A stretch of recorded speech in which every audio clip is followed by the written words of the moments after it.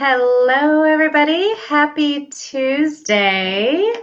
Welcome to this week's live where I am sharing some tips to ensure that you are feeling really nourished and supported in your business and your business is thriving as well. It looks like that the live was set up showing a noon Pacific start, but it's 11 because I have something at noon. So here I am. And if you were planning on catching it live at noon, sorry about that. Had a little misstep there. But anyways, today is one of my favorite subjects to talk about, and because it's one of the most overlooked pieces in our business that can really help things to flow with more ease, bring more clients in, have us feeling really excited about what is possible. And because we're talking about partnership this month as the theme over in the Facebook group, this one flows right in. So I thought it'd be really valuable to talk about, the most overlooked partnership in your business and how you can really create a really powerful relationship there that supports both you and that partner. So who's that partner? Who am I talking about? And a reminder, if you're joining me live, you've got to give StreamYard permission so that I can see that you're here and throw a comment in. And if you're watching the replay, definitely hashtag replay, and I'm happy to answer questions afterwards. All right, so who is this partner I'm talking about that's often overlooked? Well, it's actually your past or current clients. So one of the things that is really required for people to say yes to working with us is a know, like, and trust factor. They need to understand who we are, what we're about, and really trust that we can hold the space to help them create the transformation that they're looking for. So the beautiful thing is that your clients that you're working with or have worked with in the past, they know, like, and trust you. They've gotten to experience your magic and share space with you. And so they are in a unique position to be able to share out about what you do with others and be singing your praises from the rooftops. But it's not something we can just expect to happen. We really do need to be intentional about it.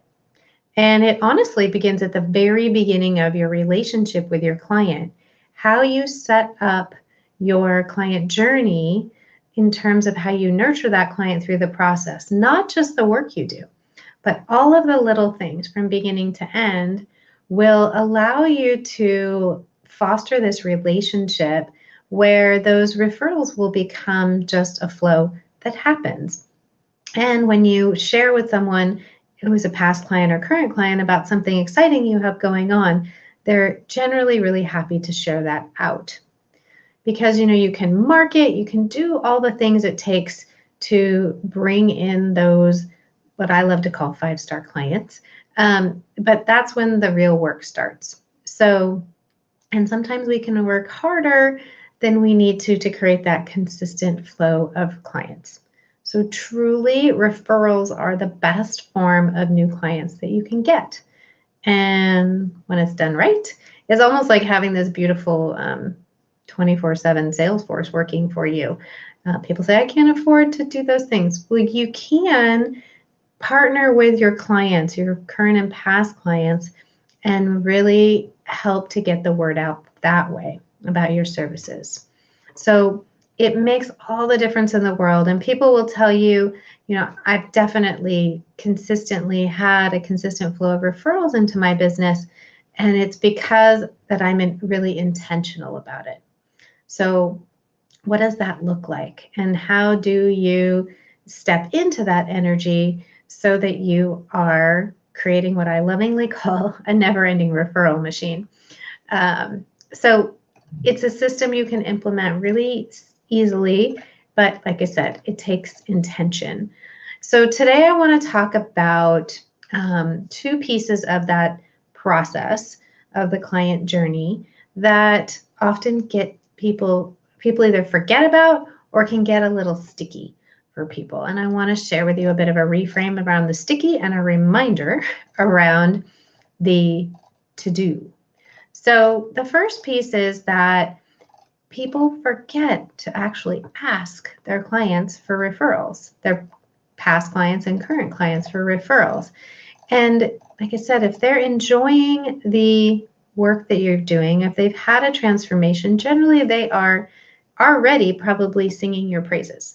So being a bit intentional with that and telling them how they can refer you, sharing what's in it for them, and that you appreciate that that will allow them to take that action. So one of the simple things you can do is at the end of your working relationship, have a thank you email that goes out after the wrap-up process. And that thank you email should outline how and what's in it for them, if they could refer you. So again, there's a lot of options for, you can even automate this process and really keep it simple. I'm all about keeping it simple. The key is to have a template created for your referral request that you can quickly and easily send out as part of your wrap-up process. We want these things to be rinse and repeat. If they're not, they're going to get missed and they're not going to happen. So, and then, quick win, send that request for referrals to any clients who, let's say you have never done this before, but think back to anyone who has worked with you maybe in the last 90 days, completed their work with you, send them a note, check in on them, make sure you show up in service first, and then let them know that you have some spots available. And if they had anyone that they know that might be a good fit, you'd appreciate they connect you. And it's always really helpful if you can send them some verbiage that they can just forward along. So number one is ask. And sometimes we feel awkward about asking, but you shouldn't feel awkward. Your clients, if you had a really great relationship with them, they're going to be happy to help you and support you just because you helped and supported them.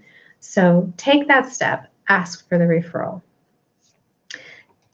The other piece that gets often overlooked that will allow you to keep this kind of energy flowing in terms of referrals is this idea of nurturing your past clients.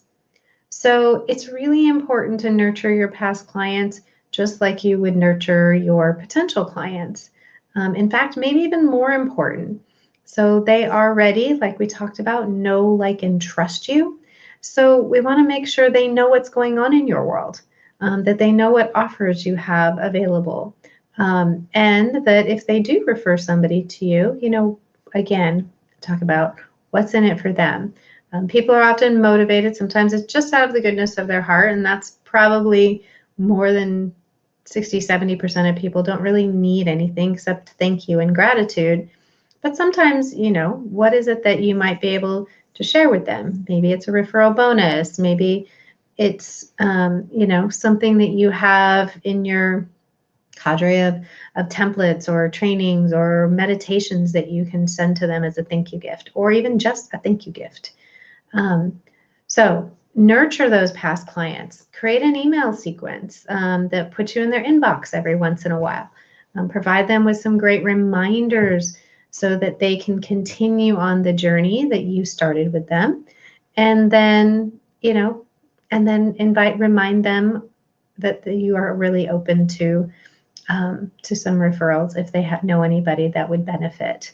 So the key here is to be consistent. Commit to a plan. I recommend, like once a month. So those are two really easy, simple, rinse and repeat things you can do that are already in the flow of clients that are working with you that can really generate some great referrals. Because generally, if you're getting a referral from a client you love, you're going to end up it's going to be someone else that you love to work with. That's certainly been my experience with the referrals that I've received. So I'm curious, are you engaging in this process at all in your business? Could you do more of it? Or if you're just starting out, really being intentional about setting this up in your process. And there are a couple other pieces to this referral machine journey that I'll talk about at another time, but I want to keep it really simple today. These are action steps you can take right now to bring in some more potential clients into your business if you currently have space for that. So ask for that referral. Make it simple for your clients, current and past. Let them know what's going on in your world. Give them some language, ideally. If you're doing it at a wrap-up, add that into your process. Send that thank you email, letting them know you would appreciate any referrals, and here's the language they could share. And then 2, nurture those past clients. Love, love, love up on them. They loved on you, you love them then. Don't let them get too far out of your rearview mirror before they, so that they don't forget about you and the wonderful work that you did together. So that's a couple of the most foundational pieces of that referral machine that will really help support you in creating that beautiful flow of clients into your world that you will love working with and who will love working with you. All right, so I hope that you found this helpful today. Let me know what questions you have. Again, there's a couple other pieces to the puzzle here. Like I said, we always try to begin with the end in mind. And I'll talk about that a little more, maybe through a couple of other short videos later this week or next. And then we can put all the pieces together for this journey. All right, so that's it for today. I just want to remind you, as always, that all it takes is a little bit of heart power. Go out there, make that ask, nurture those clients, and it will pay off for both you and your business. Sending you much love. I'll see you next time.